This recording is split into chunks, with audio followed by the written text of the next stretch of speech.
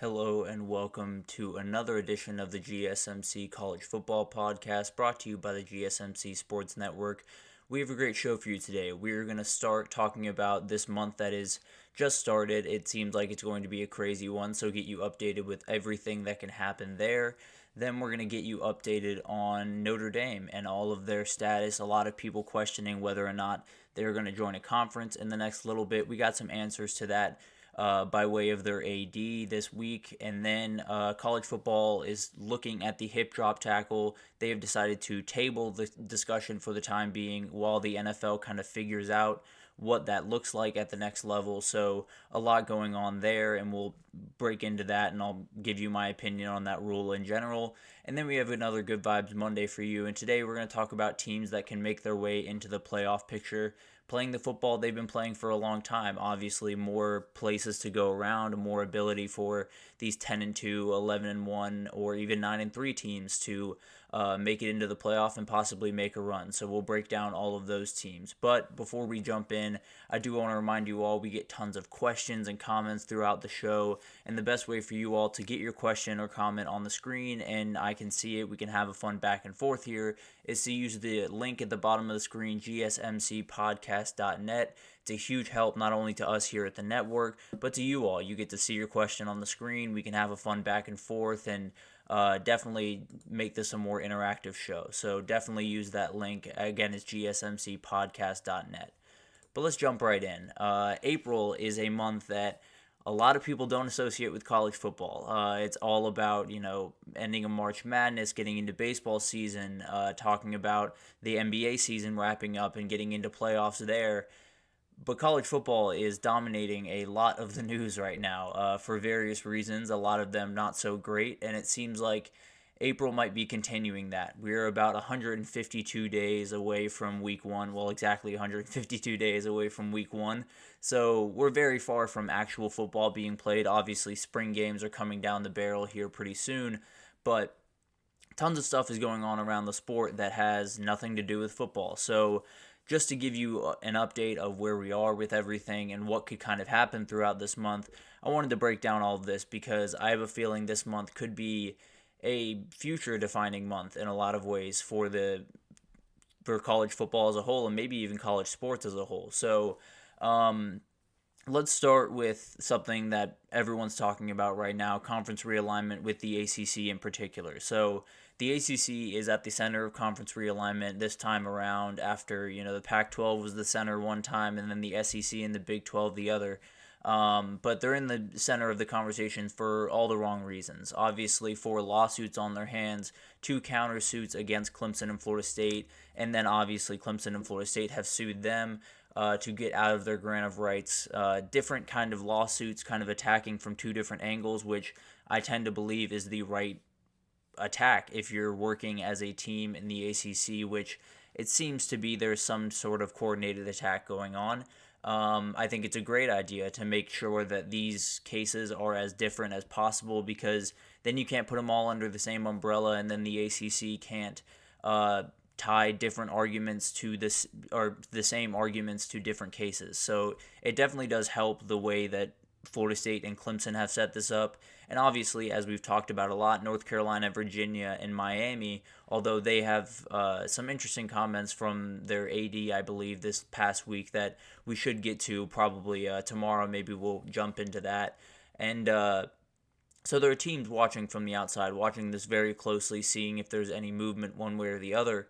And I think there will be a lot of answers this month. ACC and Florida State cases have started to kind of gain a little bit of traction. Some answers have been made about some different aspects of that court case, but the big question is, where are you going to try these cases? Where are these cases going to be in front of a judge? Because obviously Florida State wants theirs in Florida, Clemson wants theirs in South Carolina, and the ACC wants both of these in North Carolina. Just because that's home base, you don't want any Florida State fan walking up to the podium and being the judge presiding over those discussions. So it makes sense from both perspectives why you'd want it on your home turf.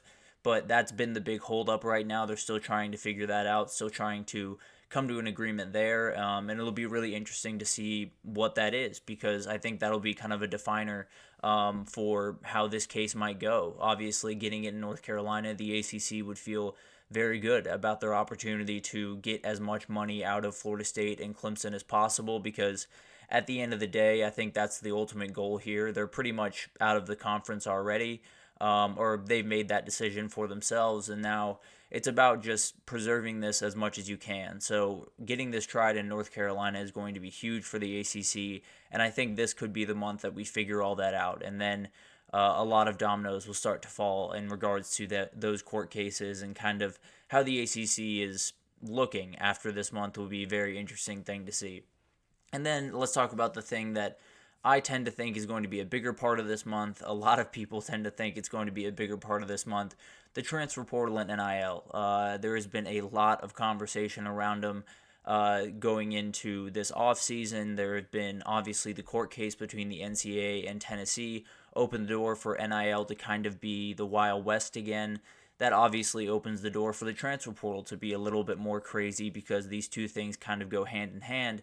And there has been tons of people across the recruiting industry, including Shannon Terry, who is kind of like the godfather of recruiting rankings, where he's the CEO of On3 right now. He was the CEO and founder of On3, was the head of 247 Sports, so he's all over the place. He is as plugged as anyone can possibly be in the recruiting world, and that includes transfer portals. So he's saying it's going to be a crazy wave. I told a story last week from the Josh Pate show, actually, but I'll share it again here, that he was talking to someone that is involved with a program around the country, and this person had said that an entire position group on their team, they were fully under the impression that they would not be on the team after the spring. And that's something that's not necessarily as crazy as it might seem. Obviously, some of these players make their decision early on in spring and just kind of wait for that late window. We've already seen Caden Proctor do that. Jacoby Matthews, another one at Texas A&M. But the crazy part about this story is they know exactly who they're going to go after to replace all of the kids that are walking out the door. So this obviously is unprecedented in a lot of ways. Obviously, some of this stuff might have been happening behind closed doors. Some of this stuff might have been happening without us knowing it. But at the end of the day, this is the first time that I've heard something that has been so aggressively in the direction that a lot of people are worried about, right? Everyone's worried about this transfer portal becoming kind of a free-for-all and a Wild West type setup, and this seems to be as Wild West as it gets, right? Being able to not only know what the number of people that are leaving your program, them being a lot of people, it seems like, and knowing exactly who you're going to bring in that are already on other programs and other rosters is quite the thing. And it's something that we did not have to deal with even a couple of years ago when there was transfer portal rules and there were certain things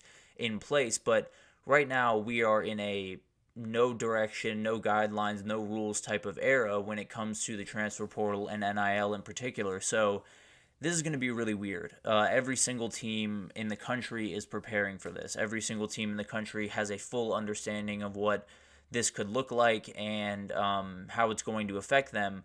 But there's going to be a ton that are still blindsided, because there are kids, I'm sure, that have not made up their mind on what they want to do after the spring, because spring games have yet to happen for a lot of these teams. So decisions are going to be made here pretty soon, and it'll be interesting to see how many kids kind of come out of the woodwork that you're not expecting, how many kids make total sense. But I think there's going to be a couple that really open people's eyes and really shock some people, including me. I'm sure there's some guys out there that are planning on finding a new place to play that I have no expectation to do that. So it'll be really interesting to see all this kind of unfold. And as you remember in 2021, when all of the transfer portal stuff was kind of starting and everything was getting a little bit crazy, Pat Narduzzi had a very aggressive press conference going at Lincoln Riley and USC for their recruiting tactics when it came to Jordan Addison, who obviously was a remarkable receiver coming off a Biletnikoff season,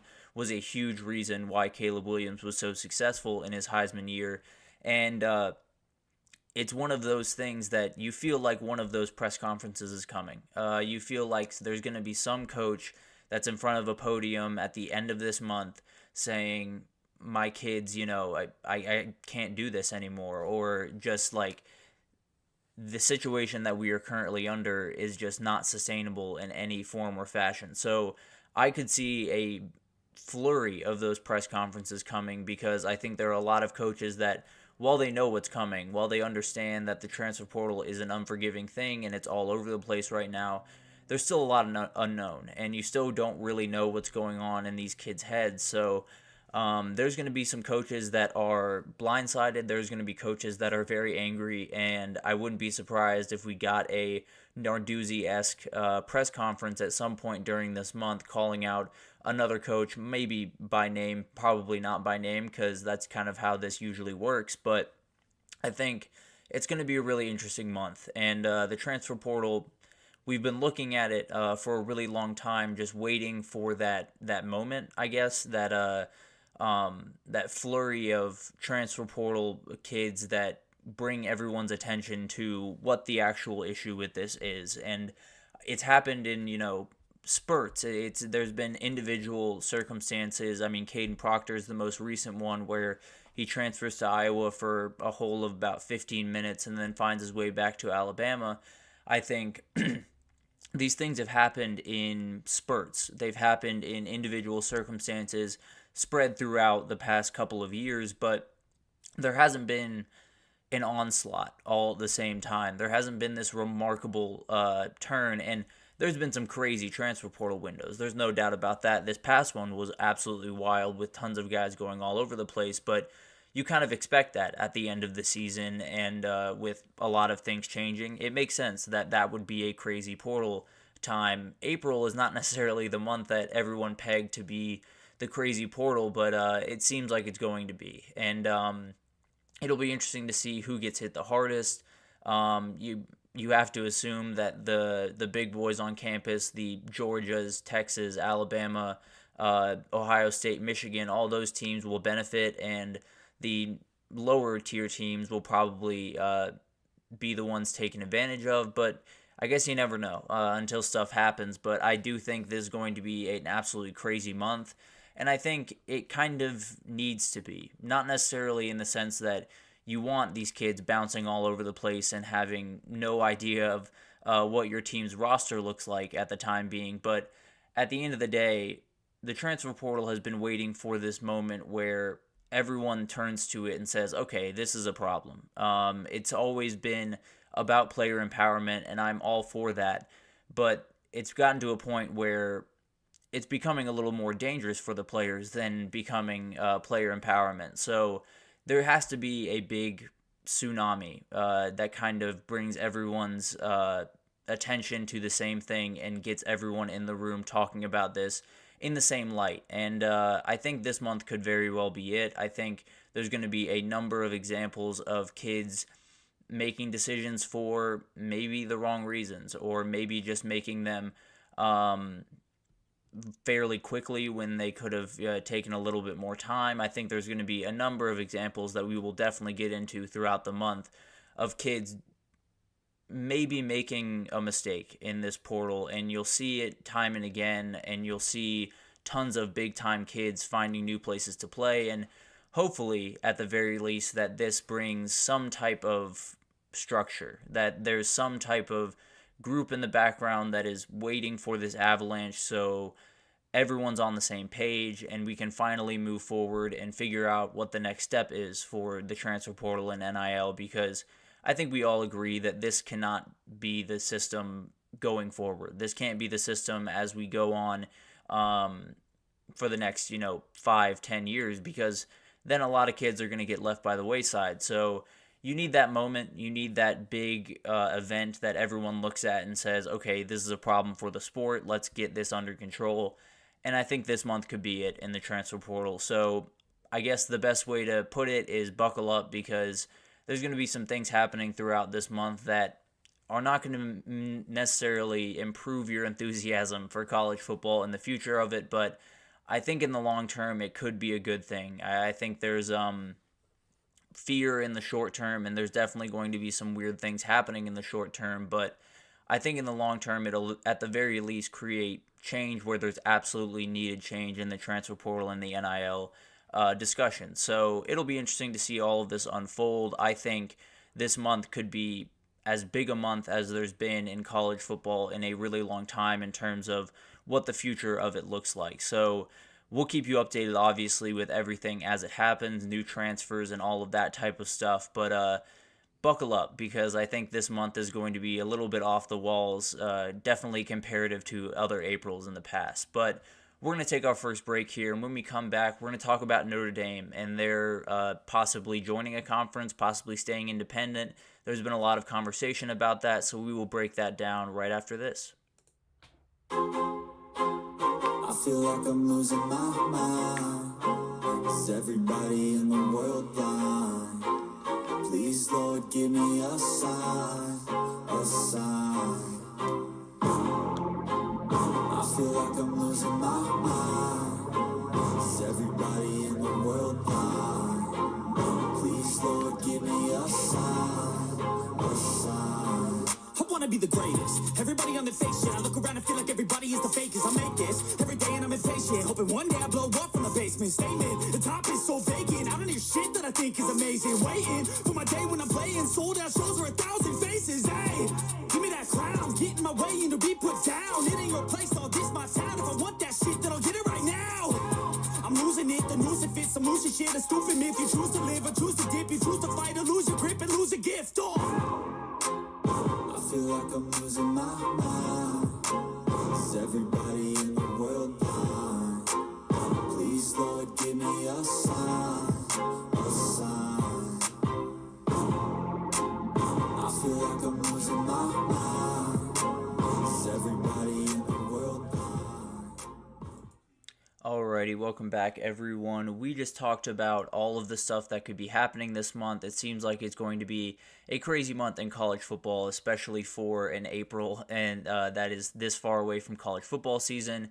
It's going to be a little bit off the walls, but let's jump into Notre Dame. There has been a ton of talk about Notre Dame. Obviously, conference realignment is happening all over the place. The ACC being the kind of center of the conversation there. Conferences like the Big 12 and the Big 10 and the SEC are becoming more powerful by the day. It seems the Pac-12 and the Big 12 trying to stay towards the top of the game as best they can right now. So tons happening across the country, and then there's Notre Dame kind of just sitting in the middle of all this, watching all the craziness happen around them, being an independent and not having to worry about it. And there's been a lot of question, will Notre Dame finally join the Big Ten or finally join the ACC with all of the craziness going on? And it doesn't seem like they're going anywhere. It seems like, according to Notre Dame AD Pete Bevacqua, there has been no question that they feel as secure as ever being a independent. They feel and they're in a very, very good position. Obviously, you see there's a quote actually from Pete Bevacqua that I want to get to here. We are in as good of a position in the modern era of college football to be an independent. You see all conference realignment. You see everything that's happened. I think our position as an independent in football, quite frankly, is certainly more unique than ever and also more valuable than ever. And I'll kind of break down the two parts of that. Obviously, it is definitely more unique than ever. Everyone is trying to get into a conference. Everyone really wants to get a piece of the pie and be a part of the conversation as everything gets a little bit crazier. But Notre Dame is in a position where they don't necessarily need to be in any rush. Obviously, the agreement they made with the college football playoff, where they make $12 million annually and would make another $6 million if they were to make the playoff, so $18 if they were to make it, which there's been very few years in the past decade or so where Notre Dame has not been one of the top 12 teams in the country towards the end of the season. So there's a very good chance that they make that full $18 million. And if that's the case, that finds them way closer to the SEC and the Big Ten of this equation than the ACC and the Big 12. Because if you get up to 18, the SEC and the Big Ten are only at $21 million. So definitely a little bit above you, but not the gap that there is between the ACC and the rest of the group, because the ACC is down at 13 million, Big 12 12 million. So Notre Dame is in a position where at the very worst they're making as much as a Big 12 team. I think the majority of these years going forward with the 12-team playoff, they'll likely be making up to that $18 million because I think they'll be a playoff team the majority of the years. Obviously not every year, but I think this is a Notre Dame team that will find themselves in the top 12 teams of the at the end of the year, majority of the years, I would assume. But as we talk about this situation, the ACC is obviously very much in flux, and that very much affects Notre Dame because they're in the ACC for a lot of their sports. Pretty much everything non-football, they are a part of the ACC, and that makes it very interesting as we go into this kind of next era of the ACC, because I can't imagine Notre Dame has any desire to stay in that conference if the Clemsons and the Florida States and North Carolina, Virginia, all those teams start to follow. I can't imagine that Notre Dame basketball and the rest of these sports want to be a part of that conference any longer. So it looks like they're going to have to make a change at some point. And then the question is, do you go fully independent with every one of your sports?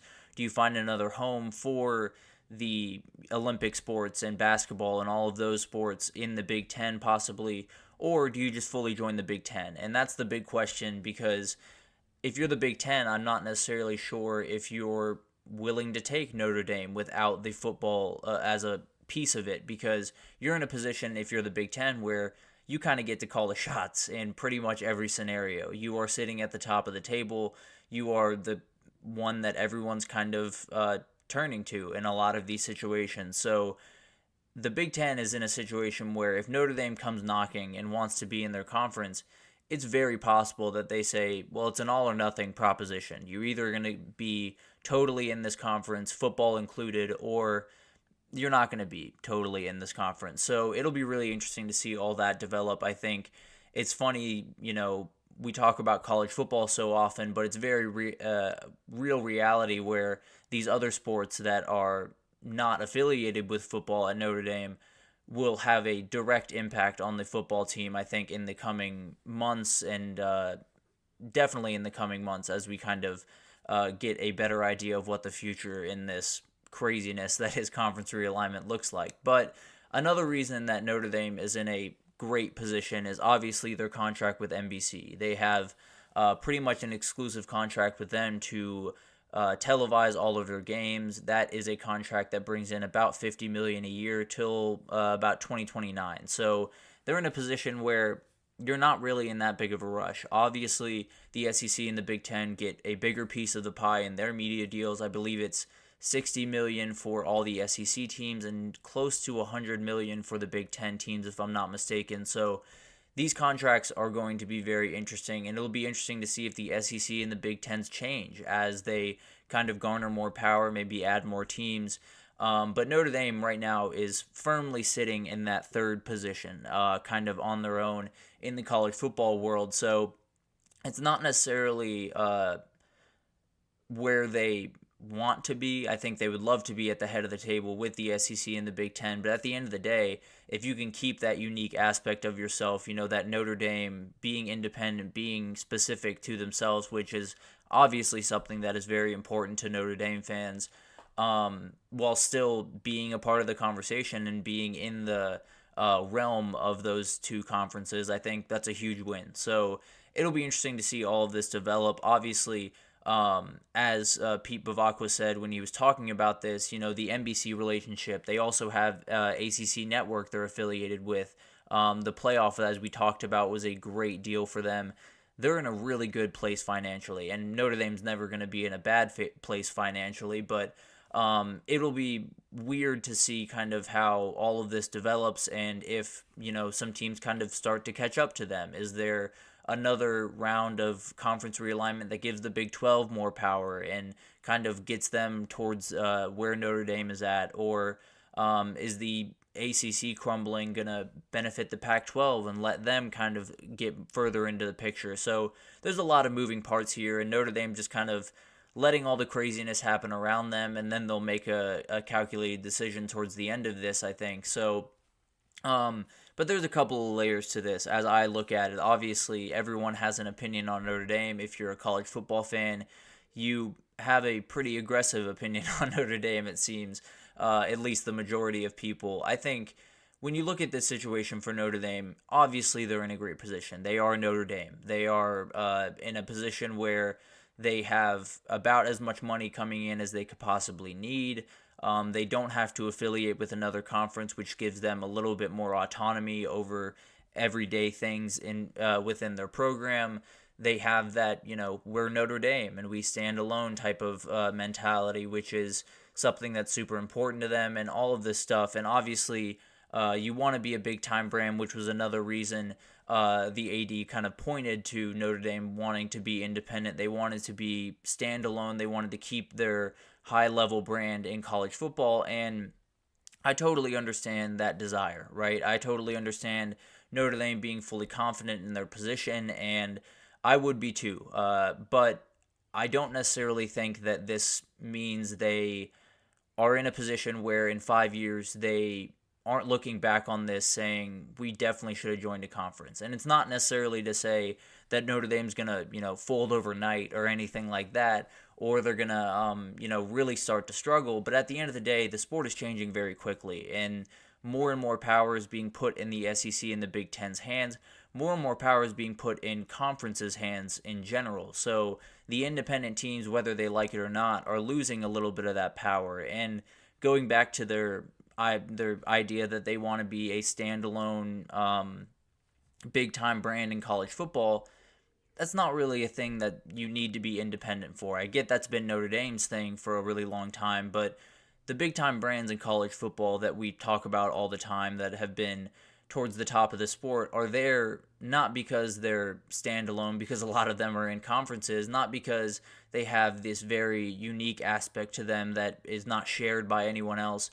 It's because they're good at football. It's because they have this history of being remarkable and being a huge part of college football. So Notre Dame has that. I don't think that's going anywhere if they were to join the Big Ten. Obviously, there will be a little bit different of a situation for them, but you get to play the big-time teams, you get to play the big-time games, and maybe there is a little bit of, if you join the Big Ten and you start to lose 4 or 5 games a year, it doesn't look as good. That's definitely for sure, but if you are Notre Dame and you're so confident in your position and you stand above everyone else and have this remarkable brand and this remarkable football program, it shouldn't necessarily worry you going into the Big Ten and facing the Ohio States and the Michigans and the Penn States of the world, because you should be able to beat them, right? So I think it's a very interesting conversation around Notre Dame. It's always been something that I've never fully understood, this idea that you have to be independent to be a big-time brand in college sports.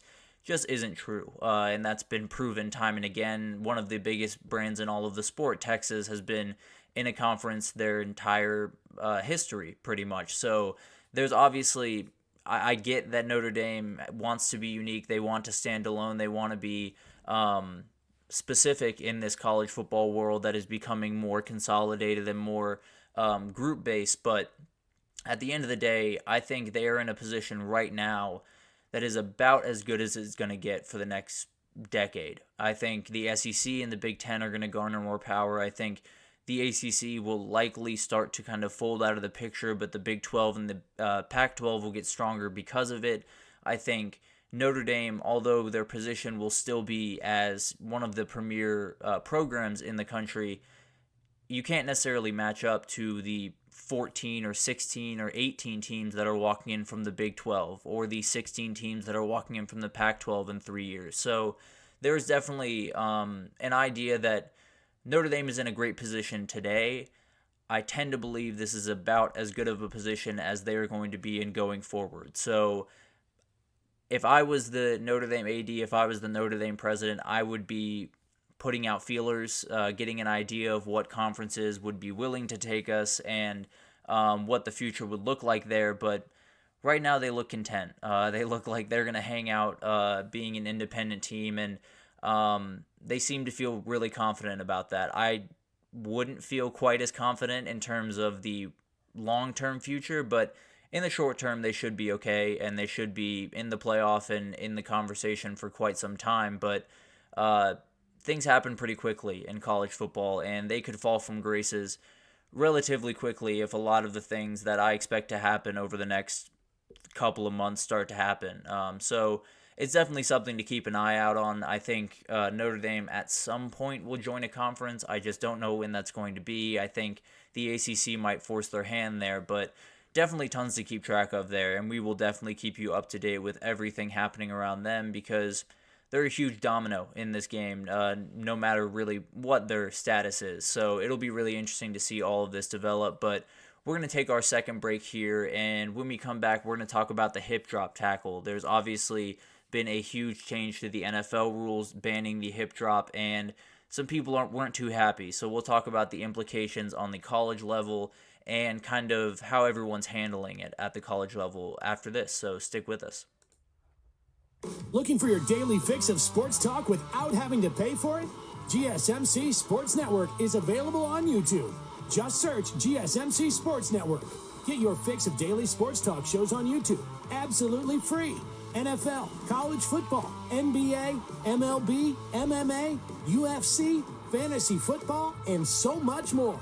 GSMC Sports Network has shows running all day long, with new sports shows starting every 2 hours. Just like on your favorite cable sports channel, except GSMC Sports Network is absolutely free. Just search GSMC Sports Network on YouTube to catch one of your new favorite shows, like the GSMC College Football Podcast, Chip Shot Football Podcast, Hoops and Heels Women's Sports Podcast, GSMC Basketball Podcast, and so many more. Check it out for yourself. GSMC Sports Network, now available on YouTube absolutely free. Search GSMC Sports Network on YouTube right now. Alrighty, welcome back everyone. We just talked about Notre Dame and the possibility of them joining a conference. Seems like they're relatively happy right now being an independent, but I think that could be changing over the next couple of months. But let's talk about the NCAA and the hip drop rule. There has been a ton of conversation around this over the last week or so as the NFL has changed some of their rules, and one of them people seem to really love and be really into, and one of them people seem to hate, and it's the hip drop tackle. But let's start with the one that everyone seems to like, the kickoff rule, just to go through what these rules are actually going to be at the next level. So you can keep an eye out on them because it's very possible that these end up finding their way to college football at some point. So for the kickoff, the kicker is still at the 35. That has not changed, but the rest of the kickoff team will be on the opposing team's 40. So definitely a huge change. They will only be 5 yards away from 9 players on the receiving team. So it'll be 1 player at the 35, 10 players on the kicking team at the opposing 40, 9 players on the receiving team at the opposing 45, or at their own 45, I guess, and then 2 returners deep for the returning team. So definitely a little bit different of a configuration, going to be a very interesting thing to see how all of this kind of unfolds. A touchback in this scenario goes to the 30 instead of to the 25 as it used to be, or I believe the 20 in the NFL actually, but it goes out to the 30 now. The kicker, if he kicks it out of bounds, it goes to the 40.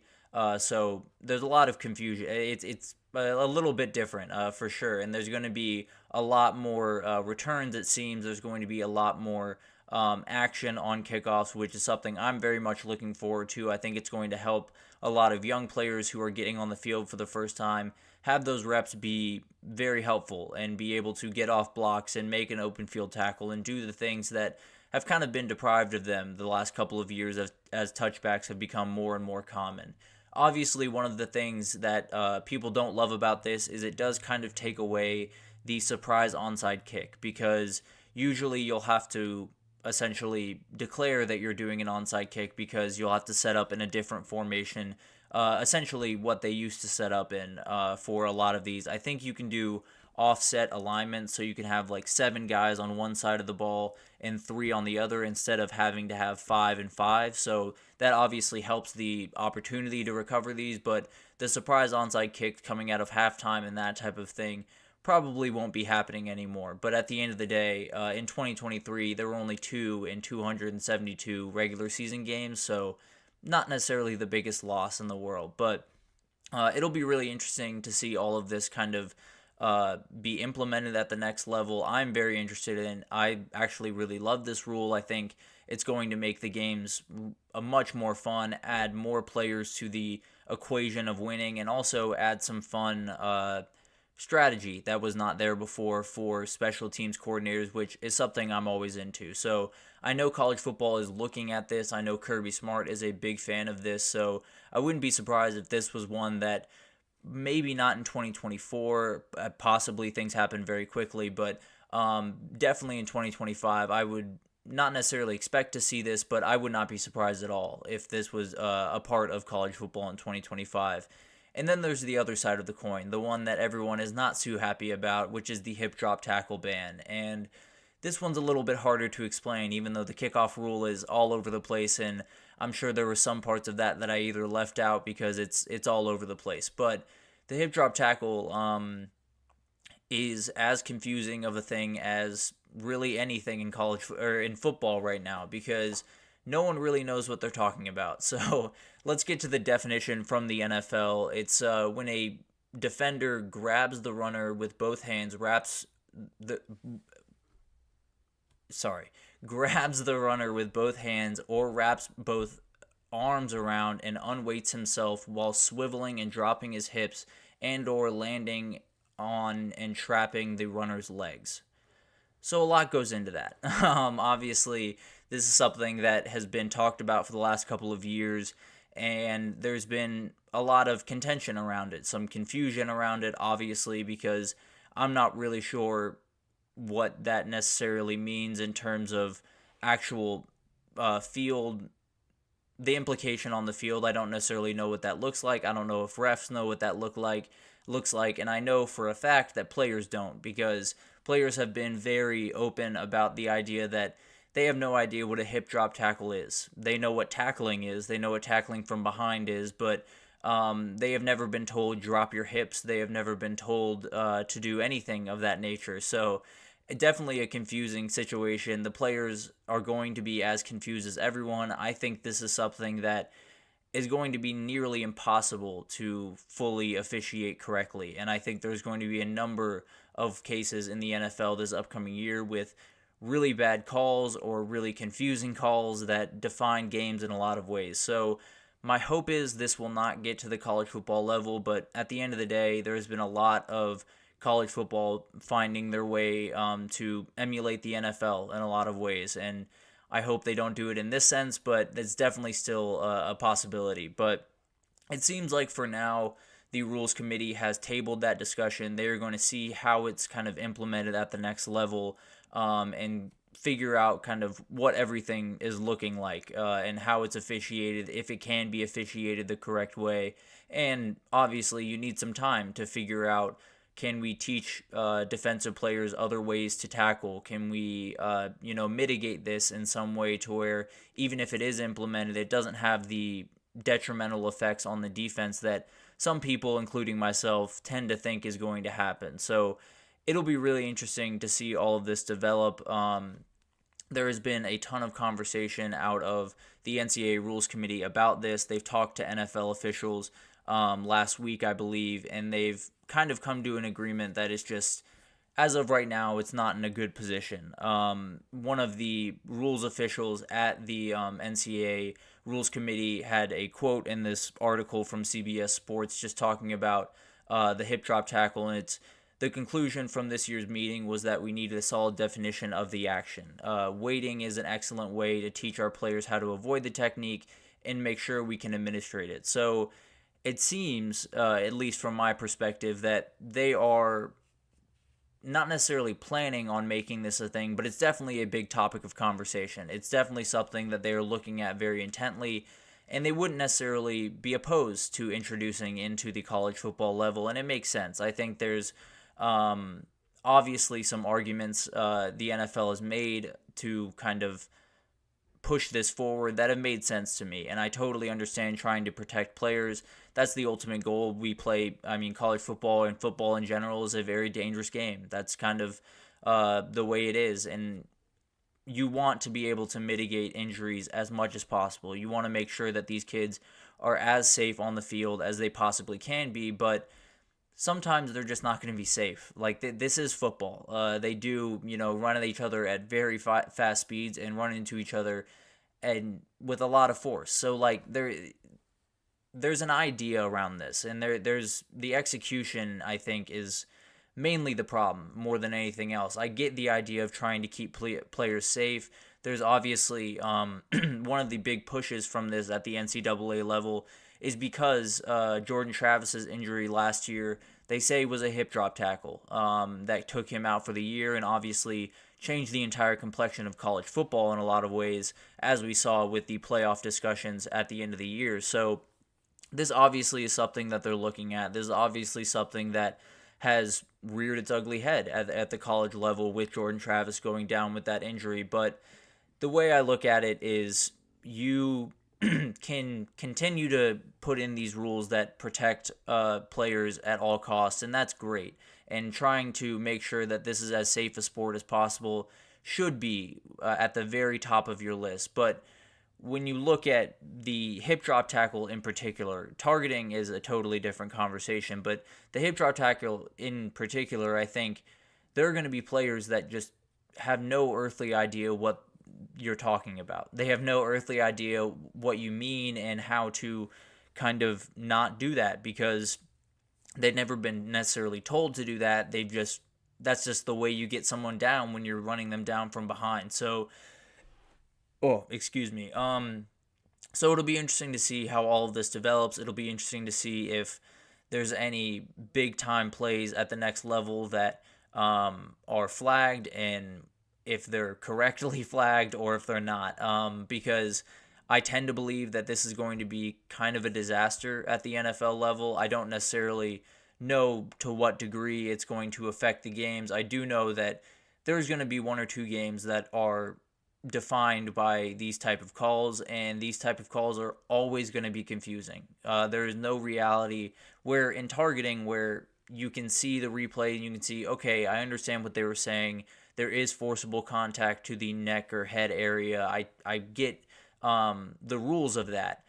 When we look back at hip drop tackles this upcoming year and we kind of review them as they're reviewing them in the booth or whatever, I think there's going to be people across the country that have no earthly idea how this is supposed to be prevented, have no earthly idea what the goal is here or how to kind of mitigate this. So it'll be weird. I think there will be a ton of examples at the NFL level that are not great, and definitely will bring this back into question. I hope that it does not find its way down to the college football level, because I think it's going to be even a sketchier situation down there. I mean, we have a quote from Kirk Ferentz here where he talks about, basically, he says, "My concern is the rules putting too much on the officials. We just passed a stronger enforcement structure to go back to the uniform police, which is just ridiculous. It's essentially you have to have your pants covering your knees at all times on the field. It makes no sense, but that's a totally different thing."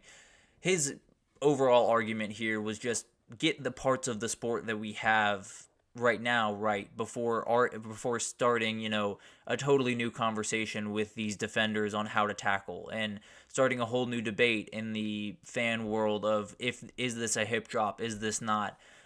Just get the pass interference calls right, get targeting calls right, make sure that all of the things are running as smoothly as possible that we have currently before adding another layer to this discussion. So college football for the time being is staying away from it. They are going to let this kind of play out at the NFL level, but I would not be surprised if it found its way down to college football, because it seems like a lot of these rules that seem questionable at the time end up finding their way to be mainstays in the sport at this time. So it'll be interesting to see all of this develop. I tend to believe it'll be a weird year in the NFL that will make a lot of fans very mad, including myself, I'm sure.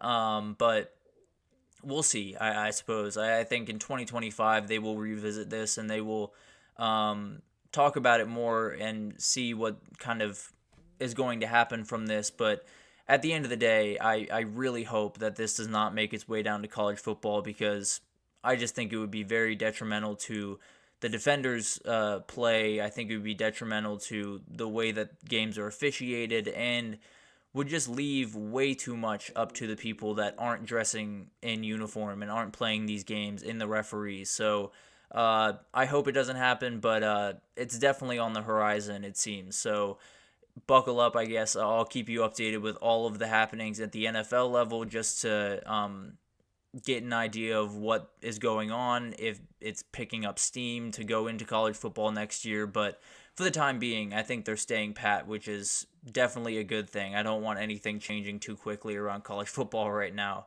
with everything else happening. But we're going to take our final break here, and when we come back, we have a Good Vibes Monday for you. Today, we're going to start talking about teams that can kind of step into the playoff picture. Obviously, there's much more spots to go around now, so you now have the ability to play 10-2 football or 9-3 football in some circumstances and make your way into the dance. So we will talk about some of those teams right after this, and we will break down what I kind of think they are capable of. So stick with us.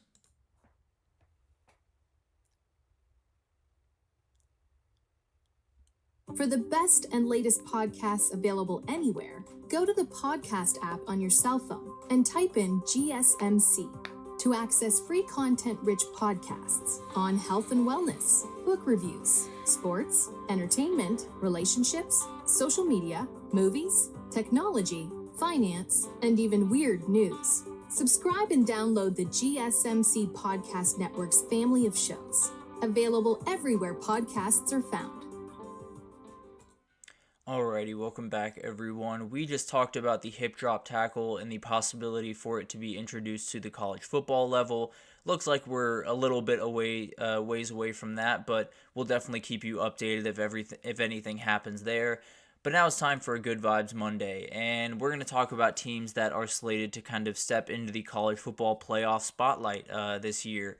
There's obviously more room to go around, more at-large teams, so these teams that have been playing good football but not necessarily elite football the last couple of years now have a chance to make their way into the dance, and then you never know what happens. But let's start with the team that it feels like everyone is talking about when they talk about these type of teams, which is Penn State. They have been playing 10-2 football for about as long as I can remember. They are a very good football team that is just not great, that is just not elite most of these years, and 2024 is a year where you might not have to be elite to find your way into the playoff. And obviously, Drew Aller's development and his jump is going to be the defining factor. If they're going to be able to take that next step, or if he is going to be able to take that next step, which I tend to expect him to be able to do that, I think you will see Penn State in a playoff game. If he doesn't take that step, it could be a very disappointing season in State College, and you could have a lot of people worried about James Franklin's future there. But I feel really good about this team. I think it's very possible that they still go 10-2, but are a much better team, find their way into the playoff. And then when you have someone like Drew Aller that's that talented, a lot of things are on the table once you get into the dance. So it'll be interesting to see how that develops. Then let's stay in the Big Ten. We got about 2 per conference here, actually.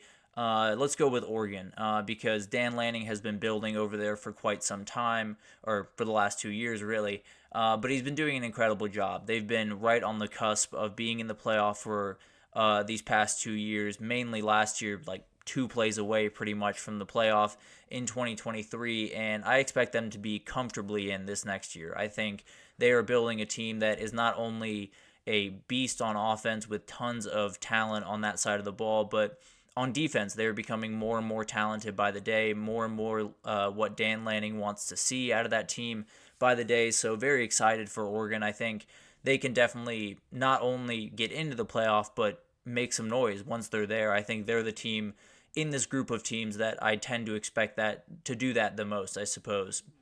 Another team that could absolutely do that is Ole Miss, although they're kind of a wild card in my eyes. I think Lane Kiffin has a vision for how he wants to run his program, and he's executing it. He's done a great job bringing in a ton of portal kids that are hugely important to this team's success. But as we know, when you bring in a ton of portal kids, there is the question of, can you get all these guys to meld? There's a ton of moving parts throughout the offseason, and Ole Miss, in my opinion, can make the playoff. They can do any number of things in 2024. I think they could even win the SEC if Jackson Dart can put it together the way that Ole Miss fans are really hoping he can. But there's still a reality where they lose 4 games. Maybe they have some injury troubles, or maybe some of these transfers just don't hit the way that they were hoping.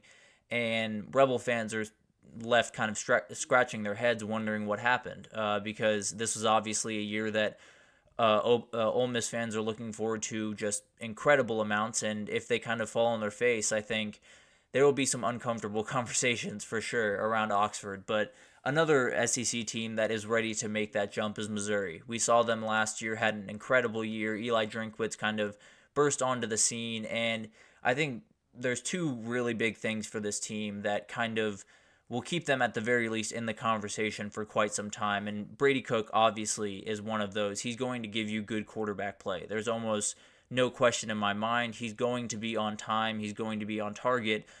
He might not make the game-breaking plays that some other quarterbacks in the country can, but he's going to make the right plays, and that's kind of the important thing. And then having Eli Drinkwitz and that staff, you're going to play with aggression. You're going to play with a lot of motivation. He's great at getting the best out of his kids.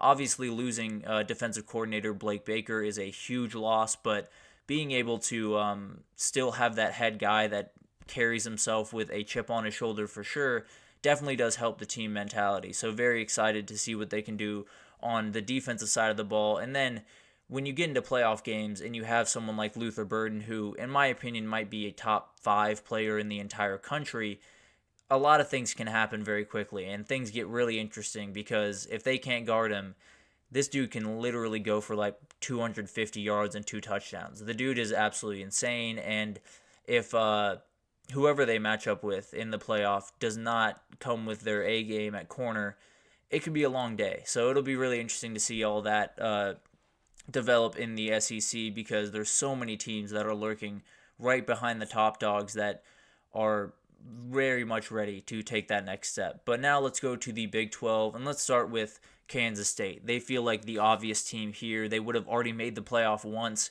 if this was in place in 2021, I believe, is when they won the Big 12 title, and that obviously can't happen anymore. If you win the Big 12 title, you're in. So KSU is in a great position. They've been a really solid program in the Big 12 for quite some time right now, and I think the energy in Manhattan, Kansas would hit an entirely new level if they were playing playoff football in December. And someone like Chris Kleiman, who has been an incredible coach for so long, does pretty well in playoffs. If you look back at his time at North Dakota State, you'll find a lot of wins in those scenarios. So it doesn't hurt at all to have a coach that is used to those situations and has coached really well in those. And then Utah is the other team, obviously, in the Big 12 that can make that step forward.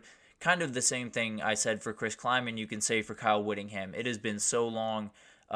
These guys have been doing incredible jobs at the head coaching level, but haven't quite been in the playoff spotlight. Obviously, Utah won the Pac-12 back-to-back years, but then took a little bit of a step back last year with Cam Rising being injured. He is the big thing here. He is the guy that is going to decide their season. If he's healthy, I think they have a really good chance to win this conference. And then getting into the playoff, when you have someone that is that calm, that is that experienced, you have a lot of ability to make a run. So I think Utah is a very interesting team. Them and Kansas State really remind me of each other as programs, not because of necessarily the way that they play, but just kind of their energy and their attitude and kind of the way they go about business. They feel like very similar teams, and I would not be surprised if we had a face-off in Dallas between those two teams for a spot in the playoff. So definitely a really interesting conference, probably my most interesting conference, if I'm being totally honest, going into this year. So very excited for that. But let's talk ACC now. There are tons of teams that have the ability to take that step forward, especially if Clemson continues to fall or Florida State cannot regain the magic from a year ago. That door blows wide open for tons of these teams. But I think Louisville is the top of the list. Obviously, coming off a year where they went to the ACC title game, likely would have been in a year ago if this was a 12-team playoff. But now they're in a position where all you got to do is run it back. Be in a position where you're competing for the ACC, possibly even in Charlotte, playing one of those Florida State or Clemson, or maybe even the team I'm about to talk about here in a second, in Charlotte for the ACC title. So Louisville's in a position where a lot of transfers coming into this team, a lot of moving parts, much like Ole Miss, although Louisville also has the added struggle of adding a new quarterback in Tyler Shuck. So a lot of things could go wrong necessarily in Louisville, but things are building over there, and Jeff Brom's doing an incredible job. So I wouldn't be surprised if we were talking about them as a playoff team towards the end of October into November. And then Miami is the other ACC team that I'm watching very, very closely. Has not necessarily been the program that these other teams have been in terms of winning 10 games a year and being in the conversation for their conference, but I think a lot of that changes this year. I think Miami's in a position where they, from the outside, it definitely doesn't look quite as good. I understand last season was not necessarily what they wanted. They had some really bad moments, and there were some people definitely questioning Mario Cristobal, but I think there are a lot of really good things in place. And then you bring in someone like Cam Ward, who, in my opinion, is a playoff caliber quarterback. He is someone that is already turning heads in Coral Gables, so I would not be surprised if Miami made the biggest jump of anyone in the country this year and found themselves in Charlotte for the ACC title game. And if you do that, you're likely in the playoff field, although a lot of things can happen. It's very interesting to see how all of this 12-team playoff stuff is going to unfold. But finally, I got some group of 5 teams for you because one of those teams is going to be in, and I think these two are kind of the ones setting the pace, although there are tons of teams that have the ability to do it. Let's start with Tulane. Ty Thompson coming over from Oregon. It's his chance to shine. They start the season with 2 games against Kansas State and Oklahoma, I believe, in the first 3 weeks. So he gets thrown into the fire pretty quickly. John Summerall coming over from Troy takes another small step up and has the ability to definitely have a remarkable year. They had a crazy portal class with remarkable talent coming in from Power 5 programs, and I think they're in a position where they're likely the most talented team at the group of 5. Whether or not they will, make that into a playoff run, we'll see. But I think Tulane's in a position that is about as good as anyone in the group of 5 going into 2024. And then I tab Boise State as a very interesting team this upcoming year. I think Malachi Nelson leaving USC, there was a lot of chatter of him, not being ready to play at USC. He would have never found the field. I'm sure he's heard some of that, and I'm sure he's ready to kind of prove people wrong. Obviously, Boise State is not USC, but he can still find his way into the playoff, and USC might have a harder time doing that this upcoming year. So I think Malachi Nelson is a very talented kid.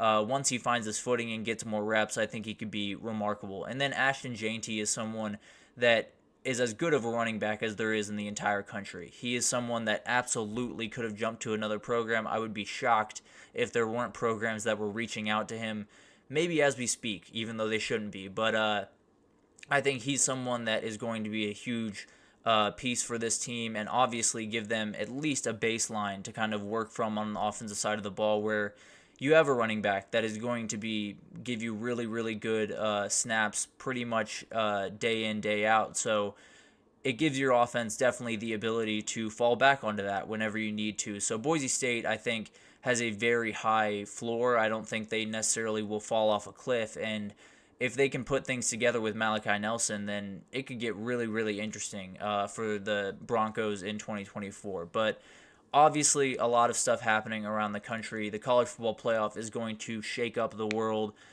very, very fast. I think there's going to be a lot of teams that jump on board and for their first year in this upcoming year, and there's going to be a lot of talking points. So I'm very much looking forward to it. Those are some teams that I'm watching. There's definitely some more teams, so probably we'll be back for another edition of that segment. But for the time being, that will do it for this edition of the GSMC College Football Podcast presented by the GSMC Sports Network. Your support means a lot to us, so please remember to subscribe, leave a positive review. It does make a huge difference for us. Also, follow us on Facebook, Twitter, TikTok, Instagram for all of the content and updates. Obviously, it is March Madness time. Final Four is set. So my guy Nelson over at the Basketball Podcast has you covered all over that. So no worries there. We have you covered with essentially everything you could possibly need in the world of sports. So definitely tune into all of the social pages and all of the shows on the YouTube channel for all of that. But thank you once again for listening, and you guys have a wonderful day.